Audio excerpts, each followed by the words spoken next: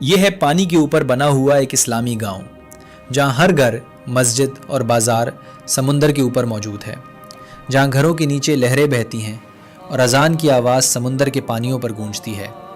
یہاں کے بچے کشتیوں میں اسکول جاتے ہیں، عورتیں پانی کے اوپر کھانا پکاتی ہیں اور مرد روزانہ مچھلیاں پکڑنے کے لیے سمندر کا رخ کرتے ہیں۔ یہ گاؤں ملائیشیا کے صوبہ صباہ میں واقع ہے، جس کا نام کمپونگ بنگاؤ بنگاؤ ہے۔ یہاں تقریباً 2 سے 4 ہزار کے درمیان لوگ رہائش پذیر ہیں۔ یہاں کے گھروں کی بنیادیں بانس، لکڑی اور مضبوط پونٹون سے بندھی ہیں، جو انہیں پانی پر متوازن رکھتی ہیں۔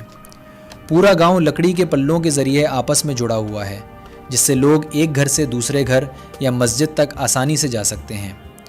اس گاؤں کی بنیاد 15ویں صدی میں رکھی گئی، جب بورنیو کے ساحلی ماہی گیر سمندر پر عارضی گھر بنانے لگے۔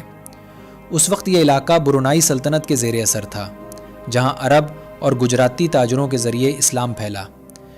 وقت کے ساتھ یہ عارضی ٹھکانے مستقل مکانات بن گئے اور یوں سمندر کے اوپر ایک مستقل اسلامی کمیونٹی وجود میں آ گئی۔ یہاں کی زندگی نہایت سادہ ہے۔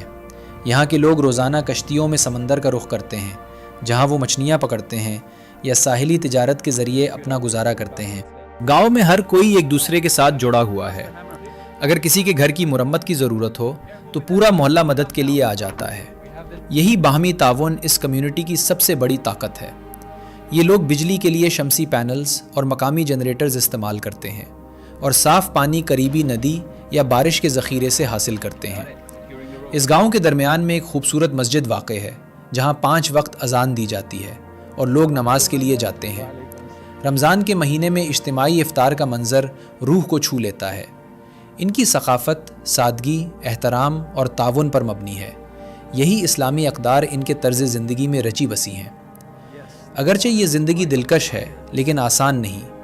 مونسون کے دنوں میں جب تیز بارش اور ہوائیں چلتی ہیں تو لکڑی کے پل ہلنے لگتے ہیں اور کشتیوں کو سنبھالنا مشکل ہو جاتا ہے، لیکن اس کے باوجود یہ لوگ اپنی زندگی اسلامی اصولوں کے مطابق گزارتے ہیں۔